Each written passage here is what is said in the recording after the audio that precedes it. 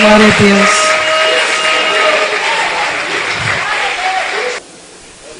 Amém. Eu estou muito feliz e eu quero compartilhar uma palavra. Está lá em Marcos. Gostava que você pudesse abrir. Você pode ficar sentado. Marcos capítulo 6. Já foi citado aqui nessa noite. A multiplicação dos pães e peixes. Mas esse texto aqui mostra que Deus, ele sendo tão grande, ama usar coisas pequenas. Pessoas simples para realizar grandes propósitos. Você vê que no meio de uma multidão aqui, nessa multiplicação dos pães e peixes, e era uma multidão de mais ou menos 15 mil pessoas, só tinha um menino precavido, com um lanchinho, e Deus usou aquele lanchinho para alimentar 15 mil, e ainda sobraram 12 cestos. E Jesus, como não desperdiça nada, mandou guardar. É assim que o Senhor faz. Deus usa aquele que não é nada para confundir aquele que é alguma coisa. A Bíblia fala que a loucura de Deus é mais sábia do que a sabedoria dos homens. Que aprove a Deus escolher as coisas vãs, as coisas loucas desse mundo para confundir as sábias. E todas as vezes que eu vejo Deus usando pessoas simples na Bíblia, eu falo: opa, Senhor, eu estou aqui. Usa a minha vida. Se o Senhor pode usar qualquer coisa, usa a minha vida. E aqui nós vamos ver nesse texto, irmãos. Jesus estava ali perto do mar da Galileia. E a Galileia foi o lugar onde 85% do ministério de Jesus foi desenvolvido. E Jesus estava aqui em Tábega, onde aconteceu essa multiplicação aqui dos pães e dos peixes. E eu acredito que esse aqui é o único milagre, exceto da ressurreição, que é relatado nos 4 evangelhos. O milagre da multiplicação dos pães e dos peixes. E se você puder acompanhar comigo, Marcos 6,30 diz assim: os apóstolos ajuntaram-se a Jesus e contaram-lhe tudo, tanto o que tinham feito como o que tinham ensinado. E ele disse-lhes: vinde vós aqui à parte, a um lugar deserto, e repousai um pouco. Porque havia muitos que iam e vinham e não tinham tempo para comer. E foram sós num barco para um lugar deserto, e a multidão viu-os partir, e muitos o conheceram, e correram para lá a pé, de todas as cidades, e ali chegaram primeiro do que eles, e aproximavam-se dele. Quando a gente olha para o contexto desse texto, nós vamos ver que Jesus estava com uma tristeza tremenda no seu coração.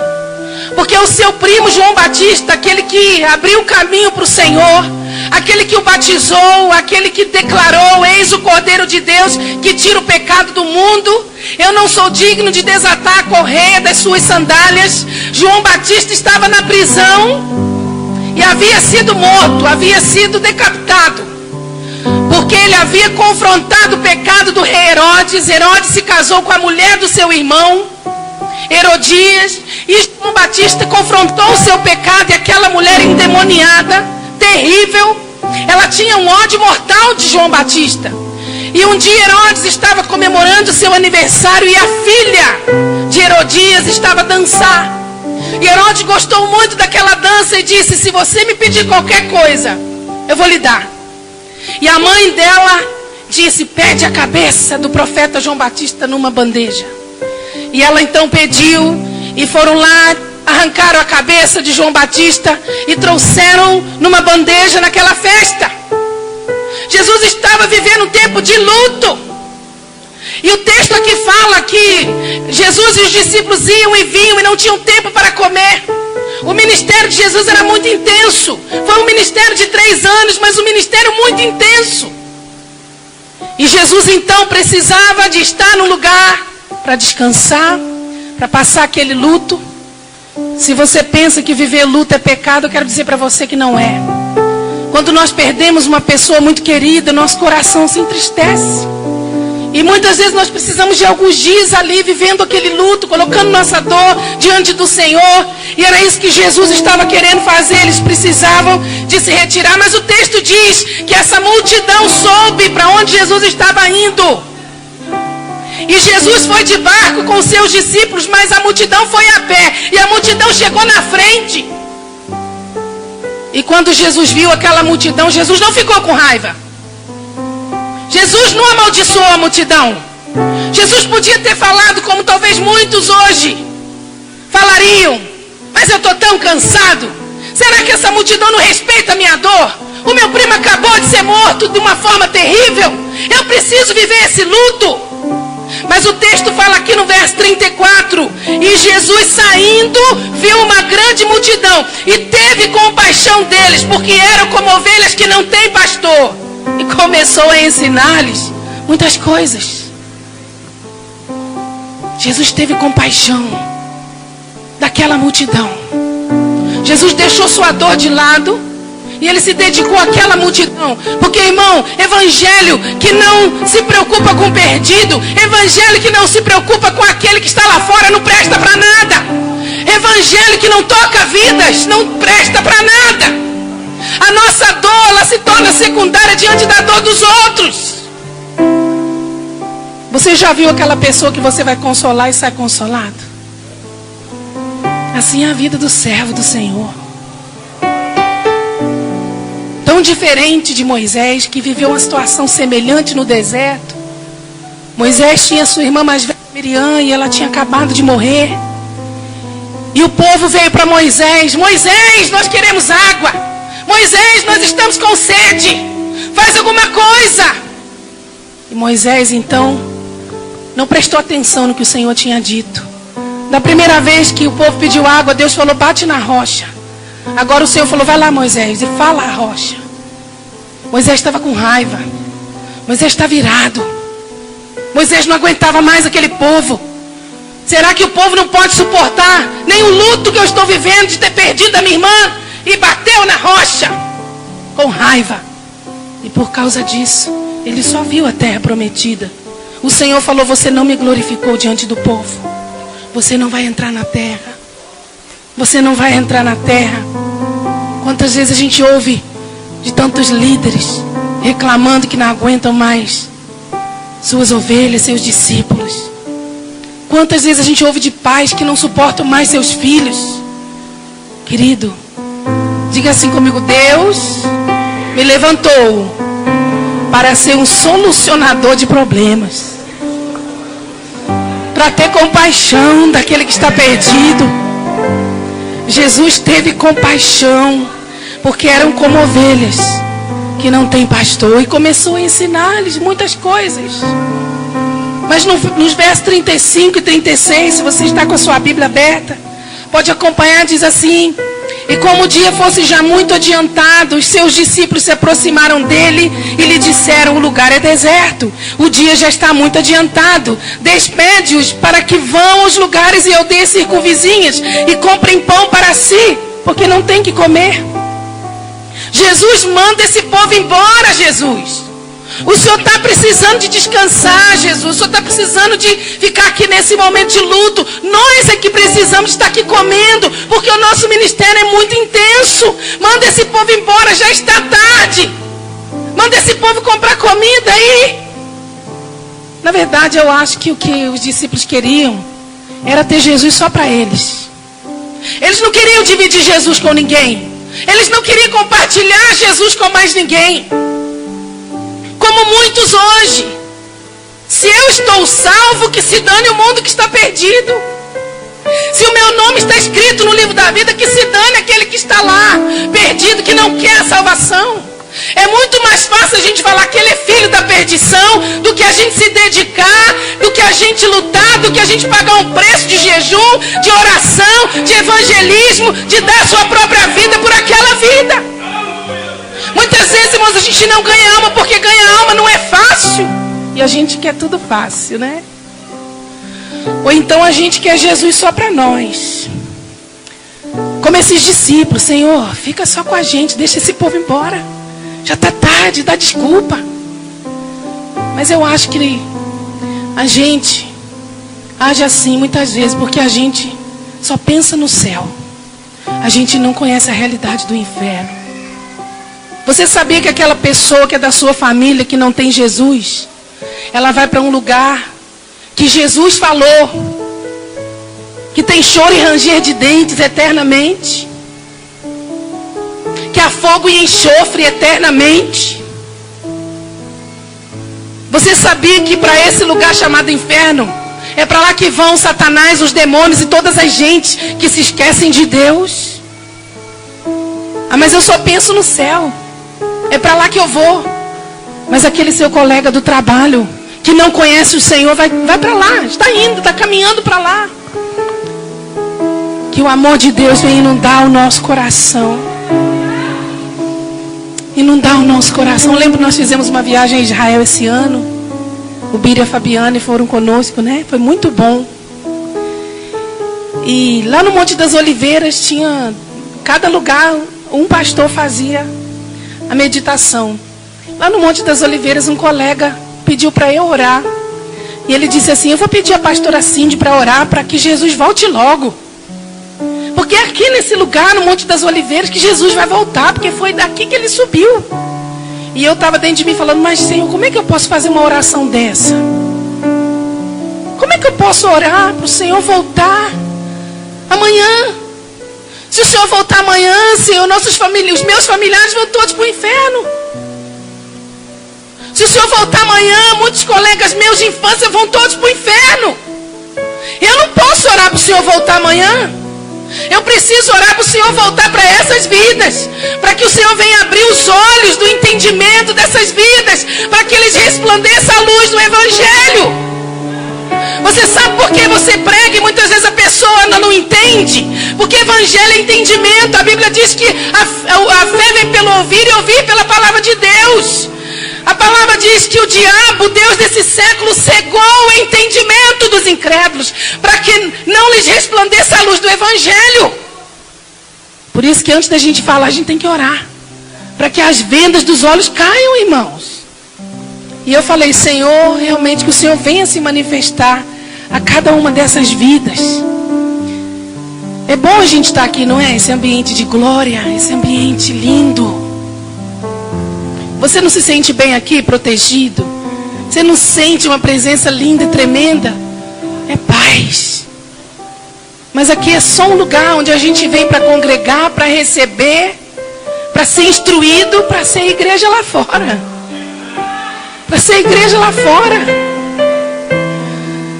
É bom, dá vontade de a gente falar como Pedro lá no Monte da Transfiguração: Senhor, olha quem estão aqui, Moisés, Elias, a face do Senhor brilha como um sol. Senhor, vamos ficar aqui. Vou fazer 3 tendas para o Senhor, para Moisés e para Elias. Aí veio a voz do céu: esse é o meu filho amado, vocês têm que ouvir a ele. A visão cessou e a Bíblia diz que a ninguém mais viram a não ser Jesus. E Jesus falou: não, vamos ficar aqui não, vamos descer. Aqui é muito bom, mas não dá para ficar aqui. Quando Jesus desceu do Monte da Transfiguração, lá embaixo ele encontrou um endemoniado gadareno e expulsou aquela legião de demônios. Aquele homem que seguia Jesus, Jesus disse: não me segue, volta para a tua família e vai contar quão grandes coisas te fez o Todo-Poderoso.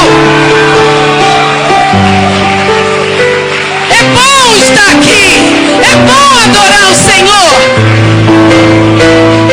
As chances da gente pecar e cair aqui são muito poucas. Mas lá fora tem um monte de gente, querido, que está indo para o inferno. E a gente está falando: Senhor, manda esse povo logo embora, porque está difícil. Aí versículo 37 diz assim: ele porém respondendo disse-lhes: dá-lhes voz de comer. Fala para a pessoa que está aí do seu lado: dá-lhes voz de comer. Dá-lhes voz de comer. E agora, Senhor Jesus, dá-lhes voz de comer. Como? Uma multidão de 15 mil pessoas. Como é que nós, simples mortais, vamos dar de comer a esse povo? Mas lá em João 6 fala que Jesus fez isso para os experimentar, porque bem sabia ele o que havia de fazer. Muitas coisas que Deus fala conosco, queridos, são testes à nossa fé. São testes à resposta que nós vamos dar para Deus. Deus chegou para o profeta Ezequiel, levou ele num vale de ossos secos e disse: você acha que esses ossos poderão viver? Senhor, tu sabes. Tu profetiza. Testes à nossa fé. O Senhor estava testando aqui os discípulos, para que eles se manifestassem. Amo muito uma ministração do pastor Eovaldo Ramos. Ele fala que o verdadeiro clamor do mundo não é onde está Deus, mas é onde estão os filhos de Deus. Onde estão os filhos de Deus?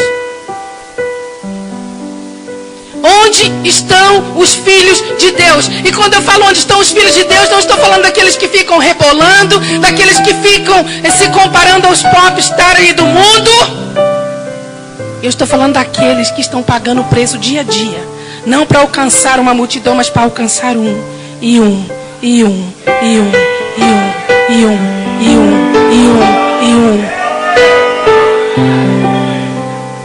As multidões vão. Jesus nunca teve expectativa nas multidões. Nós queremos Jesus. No dia seguinte, quem daquela multidão ali realmente vai continuar pagando um preço de seguir a Jesus, de tomar a sua cruz a cada dia e segui-lo? Falar que Jesus é bom, querido, não transforma não. Mas discipular uma vida, implantar nela os princípios do reino de Deus, isso transforma uma sociedade. Isso transforma uma sociedade. Dá-lhes voz de comer. Você tem a verdade. Aquele que está do seu lado está nas trevas. Você tem a luz. Você não acha interessante? Outro dia eu estava pensando nisso. Você não acha interessante que Jesus, ele não disse: vós sois o sal do mundo e a luz da terra. Ele disse: vós sois a luz do mundo e o sal da terra. A luz do mundo, ela ilumina primeiro nas regiões celestiais, neste mundo tenebroso. É lá que a igreja tem que estar, brilhando nas regiões celestiais como noiva do Senhor. Nós estamos a conversar, né, a pastora e a irmã hoje. Estávamos a falar do ministério feminino, como é tremendo, que do mundo todo principados femininos têm se levantado. E Deus tem levantado suas mulheres, suas servas, para que haja um confronto de autoridade, de adoração. E desde o Antigo Testamento se fala da rainha dos céus, dessa potestade. Aqui no Brasil é Nossa Senhora Aparecida, em Portugal é Nossa Senhora de Fátima, lá na França Nossa Senhora de Lourdes, no México é Nossa Senhora de Guadalupe, é o mesmo principado. Então nós estamos a falar que a verdadeira rainha dos céus não é essa de Ezequiel, não é essa de Ana dos Efésios. A verdadeira rainha dos céus é a igreja que vai se casar com o noivo, que está sentada nas regiões celestiais em Cristo Jesus. Ela é noiva do Cordeiro, que está sendo adornada por Ele mesmo, para ser apresentada a Ele, igreja gloriosa, sem mancha, sem ruga, sem mácula. Essa é a rainha dos céus. Essa é a rainha dos céus. Essa é a rainha dos céus verdadeira. E quando essa rainha dos céus, ela assume que ela é a luz do mundo, e ela é o sal do físico, ela é o sal da terra, e ela pode então vir aqui na frente e dizer: eu dou ofertas e entrego meus dízimos e minhas ofertas com liberalidade, porque eu acredito nesses projetos, porque esses projetos estão sendo o sal da terra encarnados, tirando vidas das drogas, tocando vida de crianças. Eu dou, eu semeio, porque quando eu semeio numa boa terra, eu sei que eu vou colher. Eu sei que eu vou colher. Querido, depois do nosso coração, a primeira coisa que tem que se converter, Jesus, é nosso bolso. Quando você vem aqui à frente, você traz uma oferta com generosidade, entrega os seus dízimos. Sabe o que você está dizendo? Como luz do mundo e sal da terra, Jesus é o Senhor da minha vida. Eu não ando com mamon, eu não ando com esse demônio das riquezas, não. A minha vida é de Jesus e ela toda pertence ao Senhor. E eu estou junto com a minha igreja, dando de comer, me manifestando. Versículo 37, e eles disseram-lhe: iremos nós e compraremos 200 dinheiros de pão para lhes darmos de comer? Senhor, seja sincero, o Senhor acha que nós, pobrezinhos como somos, nós vamos sair por aí arrumando de lugar para comprar nessa hora do dia? E vamos ter 200 dinheiro para comprar comida para essas 15 mil pessoas? pessoas. Isso é um absurdo, isso é uma loucura. As coisas de Deus muitas vezes são assim mesmo. E eu fiz as contas em euro.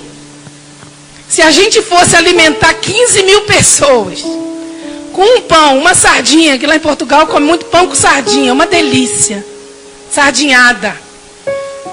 Você não gosta não, Lu? Ah, eu pensei que ela não gosta, que ela fez assim. Você gosta, Berguinho? Demais, né? Muito bom, gente. Portugal é uma benção. Quando vocês quiserem lá visitar, sintam-se bem-vindos lá, viu? E aí eu fiz as contas, né? Um suquinho, um pão com uma sardinha ou duas, gastando aí 4 euros por pessoa. Daria o que a gente precisaria para alimentar 15 mil pessoas? 60 mil euros. Agora você divide não, multiplica por 3. Quanto? 180 mil reais. Pastor, fala a verdade. Isso é que seria um milagre, né?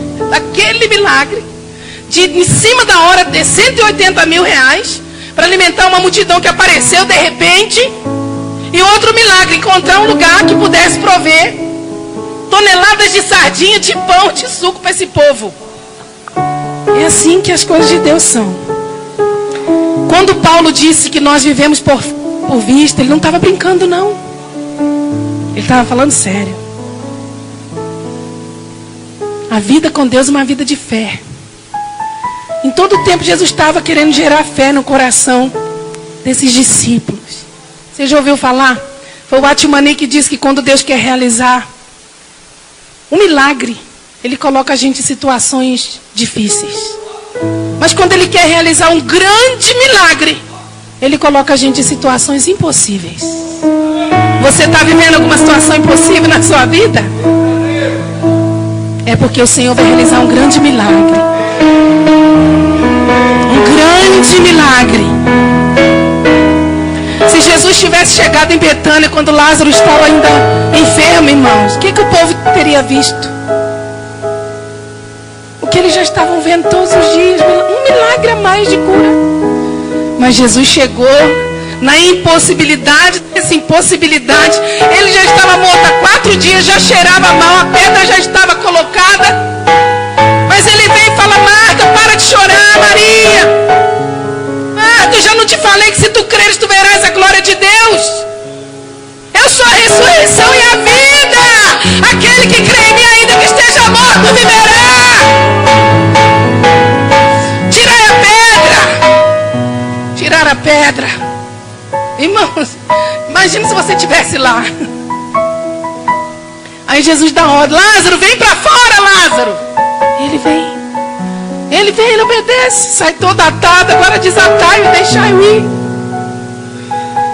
O nosso Deus, fala para a pessoa que está do seu lado, o nosso Deus é um Deus de milagres. Aleluia! Nós servimos a um Deus de milagre que faz como essa canção que nós cantamos. Eu creio que vai haver uma virada na minha vida. Talvez você esteja nesse ponto de virada. O Deus do milagre está aqui para fazer com que você dê volta de 180 graus na sua vida, na sua casa, no seu ministério, no seu trabalho. Ele vai só dizer: tira a pedra. Tira a pedra. E Ele vai trazer o milagre. Ele vai trazer. Deus, Ele está presente. Eu sempre falo que muitas vezes, irmãos, a nossa vida, ela é uma vida feita de estações. Muitas vezes o que Deus vai fazer na sua vida é que você esteja no deserto se alimentando do maná a cada dia. Cada dia é provisão. Você não pode guardar para o dia seguinte, que estraga. Você tem que depender de Deus a cada dia. O Senhor é o meu pastor, de nada terei falta. Prosperidade não é ter tudo que você quer, é não sentir falta de nada, porque você tem a presença do Senhor. Mas às vezes o Senhor vai aprovar você nesse deserto, comendo do maná, e vai levar você agora para uma estação onde você vai comer do melhor da terra. Terra que manda leite e mel. Mas por que Deus vai colocar você numa terra que manda leite e mel? Para preparar você para um novo nível de deserto. vida de mananciais com períodos de deserto. Não se iluda. A vida com Deus é uma peregrinação no deserto com momentos de mananciais. Jesus disse: no mundo tereis aflições. Pedro disse: alegrai-vos, porque os vossos irmãos no mundo todo estão passando situações semelhantes. Ai, como é bom ter a presença do Senhor. Verso 38, e ele disse-lhes: quantos pães tendes? Ide ver. E sabendo eles, disseram: 5 pães e 2 peixes. Ai, irmão, o que você tem na sua mão para oferecer ao Senhor? O Senhor está aqui. Tem esse mundo lá fora clamando. E hoje nós saímos daqui pensando uma coisa que o Senhor ministrou no nosso coração. João Batista disse: eu sou a voz do que clama no deserto. Ele não era a voz simplesmente, ele era a voz do que clamava no deserto. Deus estava angustiado. Deus tinha sido mandado embora do templo. Deus tinha sido expulso do templo e foi para o deserto clamar. E levou o profeta com ele para clamar o seu clamor, tornar o seu clamor em palavras. Deus está clamando, o coração de Deus está desesperado pela situação do mundo. Quem vai ser a voz dele para clamar no deserto? Quando Deus olha uma prostituta, Deus se desespera. Quando Deus olha o marginal, quando Deus olha o viciado, o coração dele se desespera. Ele começa a clamar, ele começa a gemer. A palavra do Senhor fala: procurei um que estivesse na brecha, tapando o muro, e não encontrei. Por isso a minha alma chorará nos lugares desertos. A gente pede para Deus se identificar com a nossa dor. Mas o Senhor está procurando amigos íntimos que possam se identificar com a dor do seu coração pelas pessoas que estão lá fora. E a gente está olhando e está dizendo: filho do diabo, essa pessoa tem mesmo que ir para o inferno. E o Senhor está dizendo: você tem a verdade. Dá de comer a esse povo. Manifesta-te. Manifesta-te como a luz do mundo e o sal da terra. Porque se o sal não salgar, para nada mais presta, a não ser para ser lançado no chão e ser pisado pelos homens. Mas o sal conserva. O sal é irmãos, o sal é uma bênção. Isso mesmo, o sal salga, dá sabor, mas o sal salga. Quando você é sal na vida de alguém, aquela pessoa passa a ter mais sede de conhecer a Deus. Seja uma pedra muito grande de sal na vida do seu familiar, na vida do seu colega, na vida do seu vizinho. E aquela pessoa vai dizer: eu também quero esse Deus. Porque essa pessoa não tinha paz, agora tem paz. Eu quero ir lá na igreja dela. A gente sempre fala lá na nossa igreja. Estão vendo esse povo aqui que está andando na rua? Esse povo é tudo membro da nossa igreja, mas eles ainda não sabem. Olha um perdido na rua. Fala: esse aí é um membro da minha igreja. E eu vou lá me manifestar. Vou lá dar de comer. Nós servimos a um Deus grande que usa coisas frágeis e pequenas. O Senhor Jesus usou um lanchinho do menino. O que vocês têm? 5 pães e 2 peixinhos. Mas é tão pouco. É nada. Irmão, para muita gente, coisa grande é ser um diretor de uma multinacional. E ter uma multidão de ovelhas. É ter programas que cheguem no mundo todo. É ter um Porsche na sua garagem, um Jaguar, um Camaro amarelo, né? Sabe o que é coisa grande para Deus? É você tocar numa vida. Eu cheguei aqui, fui recebida com tanto amor por esse irmão. Como ele se chama, pastor? Seu nome abençoado. O Léo. Você é muito amoroso, Léo.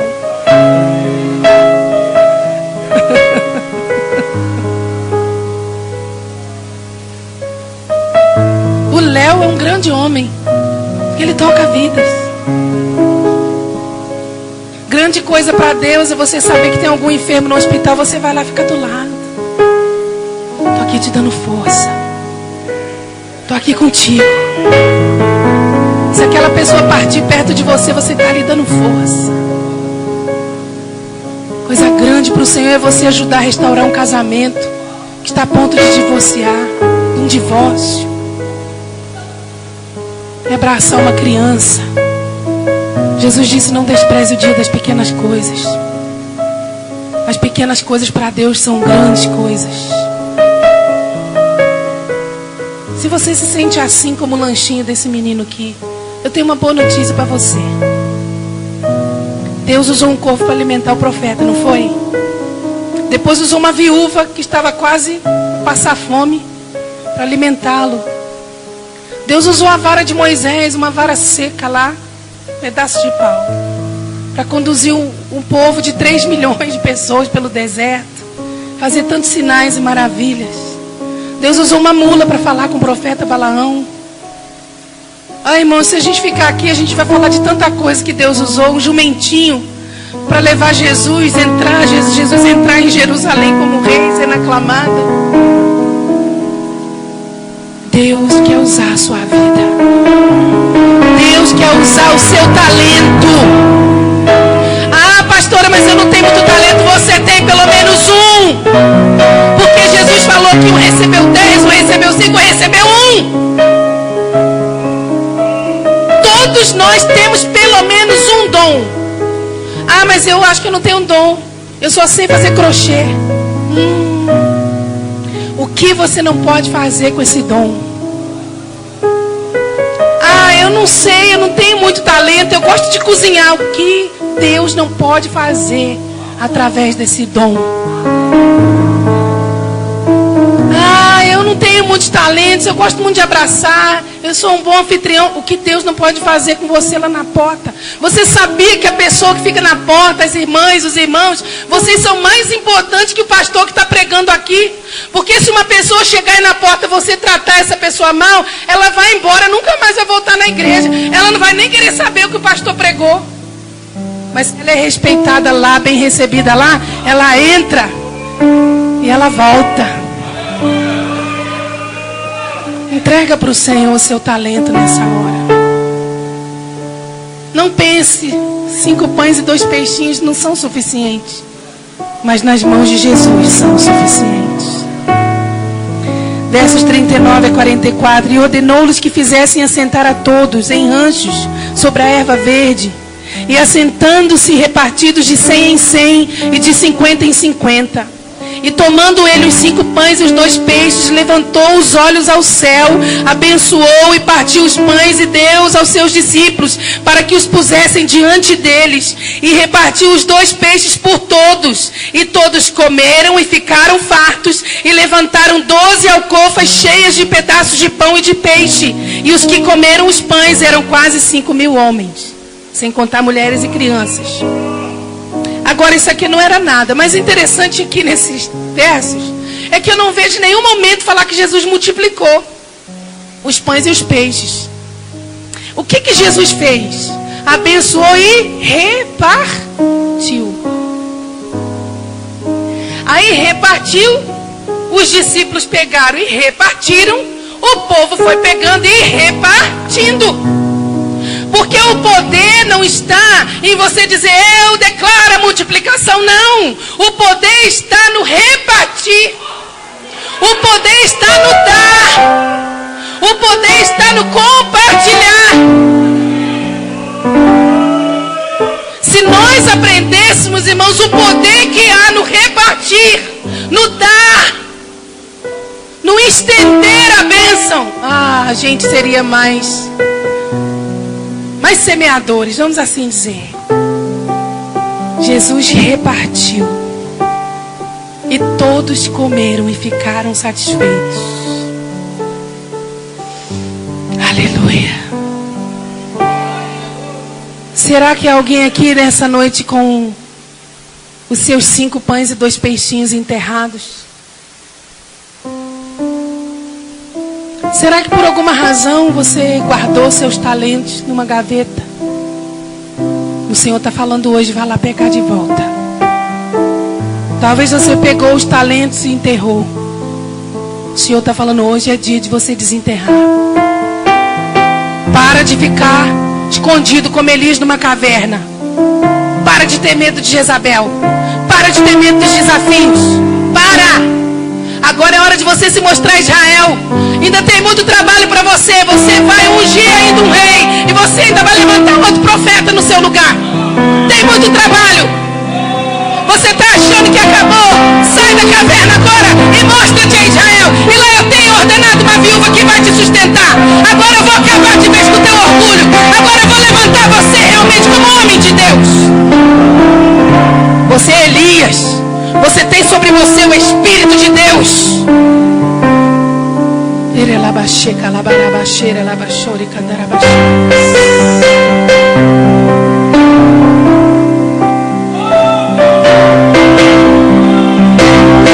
O Antigo Testamento termina que Deus ia levantar novamente o Espírito que estava sobre o profeta Elias. Que era o mesmo Espírito que estava sobre João Batista. E é o mesmo Espírito que se move no meio da igreja. O Espírito Santo de Deus. Está dizendo, ei, desenterra. Vai desenterrando. O que eu falei com você há tanto tempo? Que eu ia fazer na sua vida? Você deixou para lá por causa dos cuidados dessa vida. A vida secular está abafando. Está sufocando o chamado de Deus na sua vida. Vai desenterrando. Vai desenterrando. Vai desenterrando. Deus tem coisas a fazer em nossa vida, querido. E é urgente. A obra que Deus quer fazer na vida da igreja é urgente. O mundo não está parado, não. O diabo não está parado, não. O mundo está sendo preparado para a manifestação do anticristo. A igreja não pode dormir na luz. A igreja não pode ficar adormecida. A igreja precisa se manifestar. E como é que a gente se manifesta? Deixando Deus usar os nossos dons, ainda que aos nossos olhos eles sejam pequeninos. Vamos ficar de pé. Pastor, eu queria chamar o Tobírio, o Vades, posso? Queria chamá-los. Nós já ministramos tanto juntos. Nós já vimos Deus curar tantas pessoas. Nós estávamos uma vez nas Ilhas Canárias e tinha lá um irmão que não gostava da dança na igreja, não. Dizia que era um absurdo. E num dia nós fomos para uma praça. Houve uma grande programação, nós fomos ministrar. E esse irmão ficou com diarreia. Você acredita? Não gostava da dança, falou mal. Ficou com diarreia, quase não pôde sair de casa. Vocês lembram disso? Aí o irmão falou, e alguém levou o irmão para a praça. E na hora lá houve um mover de dança tremendo, o povo começou a dançar. E o irmão depois na igreja pediu para dar o testemunho. Irmãos, eu não acreditava na dança não, dizia que isso era bobeira, que não podia dançar na igreja. E eu dancei na praça, enquanto eu dançava, Deus me curou da diarreia.